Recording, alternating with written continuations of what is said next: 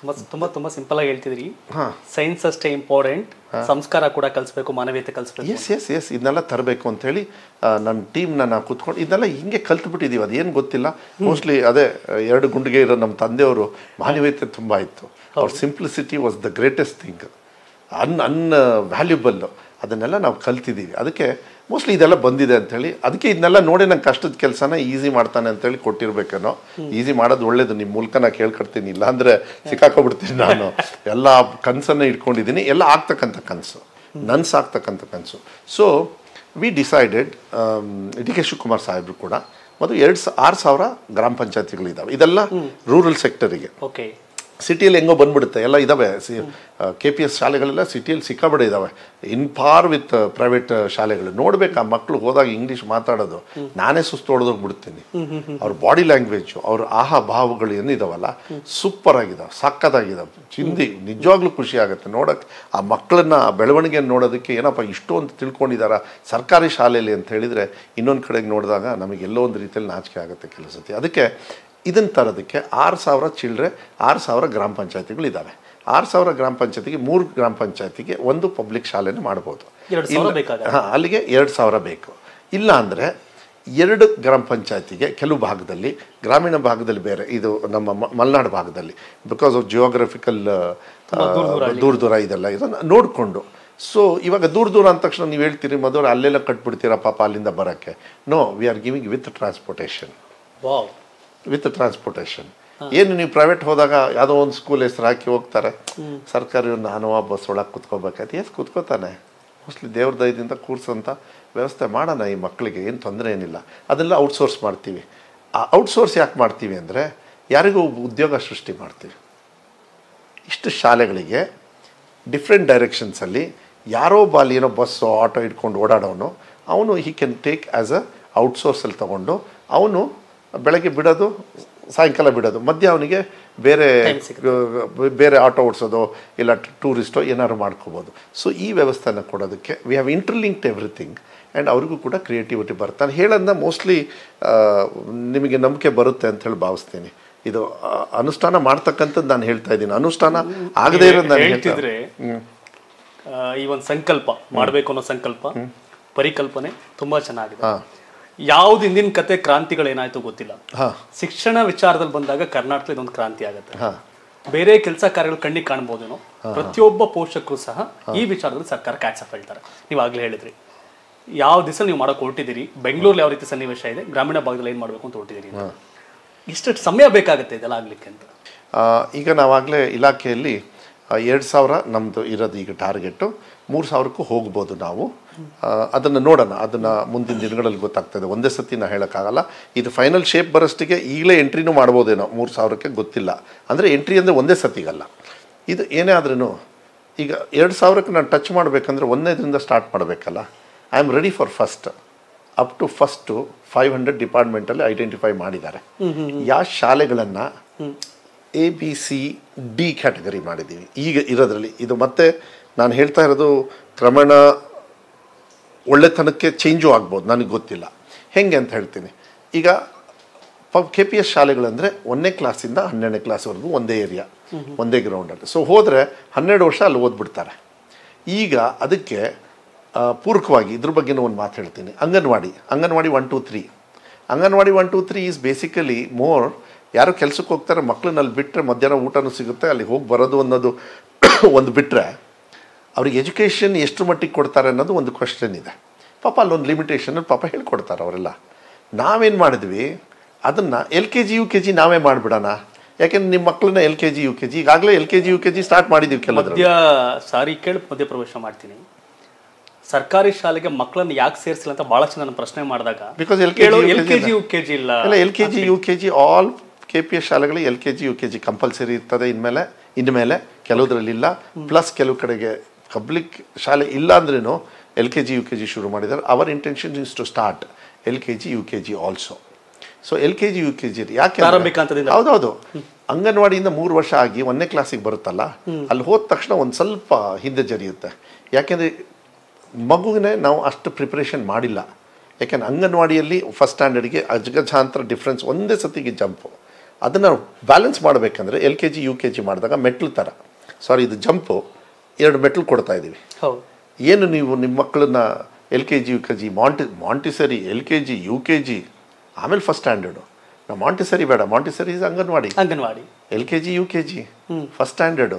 So ಒಂದು ಮಗು ಆ ಪ್ರಿಮಿಸಸ್ಸಿಗೆ ಹೋದರೆ ಓದೋಕ್ಕೆ ಅಂಥೇಳಿ ಇಡೀ 14 ವರ್ಷ 12ನೇ ಕ್ಲಾಸ್ವರೆಗೂ ಪ್ಲಸ್ ಈ 2 ಇಯರ್ಸು ಒಂದೇ ಕಡೆಗಿರ್ತದೆ.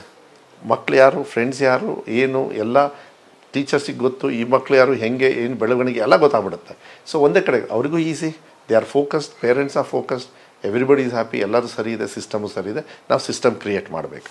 ಈಗ ಇನ್ಫ್ರಾಸ್ಟ್ರಕ್ಚರ್ ಬೇಕು.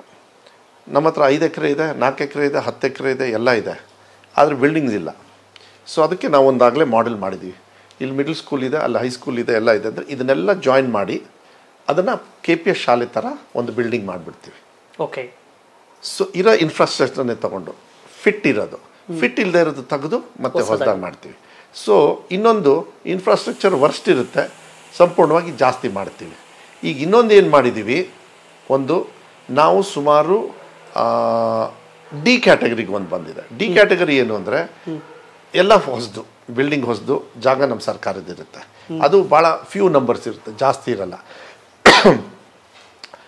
ABCD ಕ್ಯಾಟಗರೀಸ್, ಎಗೆ ದುಡ್ಡು ಸ್ವಲ್ಪ ಒಂದು X ಮೊತ್ತ, B ಕ್ಯಾಟಗರಿಗೆ ಸ್ವಲ್ಪ ಜಾಸ್ತಿ ಮೊತ್ತ, C ಕ್ಯಾಟಗರಿಗೆ ಇನ್ನೊಂದು ಸ್ವಲ್ಪ ಜಾಸ್ತಿ ಮೊತ್ತ, ಸ್ವಲ್ಪ ವೇರಿಯೇಷನ್ ಆಗ್ಬೋದು. ಇದನ್ನೆಲ್ಲದನ್ನು ಕೂಡ ಏನೇನು ಬೇಕು ಅಂತ ಇಂಡಿವಿಜುವಲ್ ಪ್ರಾಜೆಕ್ಟಲ್ಲಿ ಅವರೇ ಕೂತ್ಕೊಂಡು ಯಾರು CSR ಅವರಿದ್ದಾರೆ, ನಮಗೆ ಈ ಥರ ಬೇಕು, ಅದಕ್ಕೆ ಎಷ್ಟು ಖರ್ಚಾಗುತ್ತೆ, ನೀವೇ ಕೊಟೇಷನ್ ಮಾಡಿ ನೀವೇ ಮಾಡಿ. ಯಾಕೆಂದರೆ ನಾನಾದರೆ ಟೆಂಡರ್ ಮಾಡಿ, ಅದು ಮಾಡಿ, ಇದು ಮಾಡಿ, ಎಲ್ಲ ಮಾಡಿ ಮಾರ್ಕೆಟಲ್ಲಿ ಬಿಡೋಷ್ಟಿಗೆ ಏನೇನೋ ಆಗೋಗ್ಬಿಟ್ಟಿರುತ್ತೆ. ಆದರೆ CSR ಫಂಡ್ ಹಂಗಲ್ಲ, ಅವ್ರಿಗೆ FD ಕ್ಲಿಯರೆನ್ಸ್ ಇಲ್ಲ, ಏನೂ ಇಲ್ಲ. ಎಜುಕೇಷನ್ ಡಿಪಾರ್ಟ್ಮೆಂಟ್ ಕ್ಲಿಯರೆನ್ಸ್ ಕೊಡುತ್ತೆ, ನಾಳೆಯಿಂದ ಅವ್ರಿಗೆ ಬೇಕಾದವರು ಕಾಂಟ್ರಾಕ್ಟ್ಸ್ ಕರ್ಕೊಬರ್ತಾರೆ, ಇಲ್ಲಾಂದರೆ ಅವ್ರದ್ದೇ ಕಾಂಟ್ರಾಕ್ಟ್ ಸಿಸ್ಟಮ್ ಇರುತ್ತೆ, ಅವ್ರು ಕರ್ಕೊಂಡು ಮಾಡ್ತಾರೆ. ಈಗ ನಮ್ಮ ಎಂಟೈರ್ ರಾಜ್ಯದಲ್ಲಿ ಸುಮಾರು 500 ಶಾಲೆಗಳನ್ನು ಐಡೆಂಟಿಫೈ ಮಾಡಿದ್ವಿ. 2000 ಶಾಲೆ ಐಡೆಂಟಿಫೈ ಮಾಡಿದ್ವಿ. 100% ಕ್ವಾಲಿಫೈಡ್ 500. ನಾನು ಅವರಿಗೆ 600 ಮಾಡಿ ಅಂತೇಳಿ ಚಾಲೆಂಜ್ ಕೊಟ್ಟಿದ್ದೀನಿ ಡಿಪಾರ್ಟ್ಮೆಂಟಿಗೆ. So we are going to succeed. 600ರಲ್ಲಿ ನಾನು 150, ಯಾಕೆಂದರೆ ಗ್ರಾಮೀಣ ಭಾಗ ಇರೋದ್ರೆ ಬಟ್ 150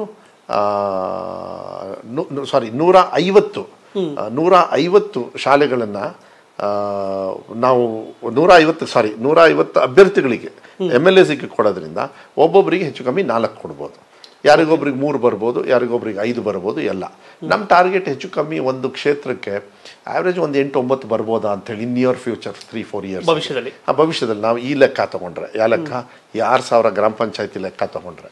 ಸೊ ಇದ್ರಲ್ಲಿ ನೋಡಿದಾಗ ಈಗ ಮುಂದಿನ ವರ್ಷಕ್ಕೇ ಟೈಮ್ ಬಗ್ಗೆ ಮಾತಾಡ್ತೀನಿ.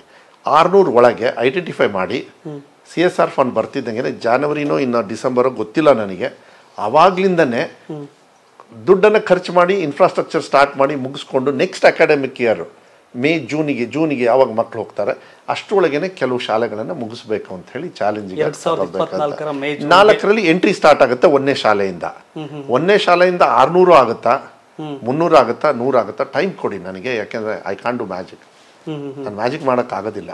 ಬಟ್ ನಾನು ಆ ತ್ವರಿತ ರೀತಿಯಲ್ಲಿ ಫಾಸ್ಟಾಗಿ ಮಾಡ್ತಕ್ಕಂಥ ಎಲ್ಲ ಫೆಸಿಲಿಟಿನೂ ಅಲ್ಲಿ ಕರೆಕ್ಟಾಗಿದೆ, ಅದನ್ನು ಅವರವರಿಗೆ ಬಿಟ್ಟು ಬಿಡ್ತೀನಿ.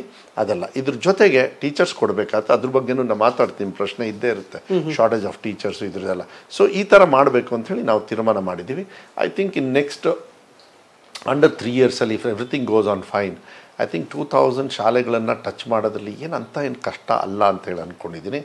ಆವಾಗ ನಾವೇನು ಏಡೆಡ್ ಶಾಲೆ 10 ಹೇಳಿದ್ನಲ್ಲ ನಾನು, ನಮ್ಮ ತಂದೆಯವರು ಅವಾಗ ಮಾಡಿದರು. ಯಾಕೆಂದರೆ ಹಳ್ಳಿಯಲ್ಲಿ ಸರ್ಕಾರಿ ಶಾಲೆನೂ ಇಲ್ಲ ಅಂಥೇಳಿ ಹಳ್ಳಿಯಲ್ಲಿ ಪ್ರೈವೇಟ್ ಶಾಲೆ ತೆಗೆದಿದ್ರು, ಏಡೆಡ್ ಶಾಲೆ ಆಯಿತು. ಈಗ ಶಾಲೆಗಳು ಜಾಸ್ತಿ ಇರೋದ್ರಿಂದ ಮಕ್ಕಳನ್ನ ದೂರಕ್ಕೂ ಕಳಿಸೋದು ಕೆಪಾಸಿಟಿ ಆರ್ಥಿಕವಾಗಿ, ಯಾಕೆಂದರೆ ಸಿದ್ದರಾಮಯ್ಯ ಸಾಹೇಬರು 2000 ರೂಪಾಯಿ ಕೊಡ್ತಾ ಇದ್ದಾರೆ, ಓಡಾಡೋಕ್ಕೆ ಬಸ್ ಫ್ರೀ ಕೊಟ್ಟಿದ್ದಾರೆ, ಹೆಣ್ಮಕ್ಳಿಗೆ 10 kg ಅಕ್ಕಿ ಕೊಟ್ಟಿದ್ದಾರೆ, ಸ್ವಲ್ಪ ಒಂದು 4 ಕಾಸು ಉಳಿಯುತ್ತೆ, ಒಂದು 4 ಕಿಲೋಮೀಟರ್ ದೂರ ಮಕ್ಕಳನ್ನ ಕಳಿಸ್ಬೋದು ಒಳ್ಳೆ ಎಜುಕೇಷನಿಗೆ. ಅದು ನಮ್ಮ ಸರ್ಕಾರಿ ಶಾಲೆನೇ ಆ ಥರ ಮಾಡಿಬಿಟ್ರೆ ಎಲ್ಲರೂ ಕೂಡ ಅಲ್ಲಿಗೆ ಬರ್ತಾರೆ. ಆವಾಗ ನಮಗೆ ಸ್ವಲ್ಪ ತೊಂದರೆ ಆಗ್ಬೋದು ಅಂತೇಳಿ ನಾನು ಪ್ರಿಡಿಕ್ಟ್ ಮಾಡ್ತಾಯಿದ್ದೀನಿ. ಇಟ್ ಈಸ್ ಓಕೆ, ನನ್ನ ಶಾಲೆ ಅಲ್ಲ, ನಮ್ಮ ಶಾಲೆ, ಅದು ಸರ್ಕಾರಿ ಶಾಲೆ, ನಮ್ಮ ಶಾಲೆ, ಅದು ಸಾರ್ವಜನಿಕರ ಶಾಲೆ ಇರೋದ್ರಿಂದ ಅದನ್ನು ಸೇಮ್ ಕ್ವಾಲಿಟಿನ ಇನ್ನೂ ನನ್ನ ಶಾಲೆಗಿಂತಲೂ ಚೆನ್ನಾಗಿ ಕೊಡೋ ದಿಕ್ಕಲ್ಲಿರೋದ್ರಿಂದ ಪರವಾಗಿಲ್ಲ. ನಮ್ಮ ಶಾಲೆ ಕ್ಲೋಸ್ ಆದ್ರೂ ಈ ಶಾಲೆಗೆ ಮಕ್ಕಳು ಹೋದರೆ ನನಗೆ ಖುಷಿ ಆಗುತ್ತೆ. ಕನ್ಸಾಲಿಡೇಟ್ ಆಗಿ ಸರಿಯಾಗಿ ಬರ್ತದೆ, ಮಕ್ಕಳ ಬೆಳವಣಿಗೆ ಬರ್ತದೆ ಶಾಲೆ ಅಂಥೇಳಿ. ಯಾಕೆಂದರೆ ಎಷ್ಟು ಬೇಜಾರಾಗುತ್ತೆ ಅಂತ ಹೇಳಿದರೆ 10 ಮಕ್ಕಳಿರೋ ಶಾಲೆಗಳಿದೆ ನನ್ನ ಹತ್ರ, ಬರೀ 10 ಮಕ್ಕಳು 1ರಿಂದ 5ನೇ ಕ್ಲಾಸ್. ಒಂದೊಂದು ಕ್ಲಾಸಲ್ಲಿ ಇಬ್ಬಿಬ್ಬರು ಮಕ್ಕಳಿದ್ದಾರೆ. ಹೆಂಗೆ ಶಾಲೆ ಅಂತೀರಾ?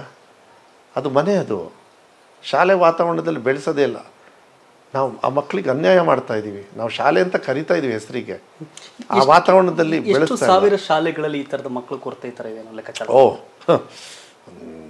ತುಂಬ ನಾಚಿಕೆ ಆಗುತ್ತೆ. ನೀವು RTL ಹಾಕಿದ್ರೆ ಸಿಕ್ಕಿಬಿಡುತ್ತೆ.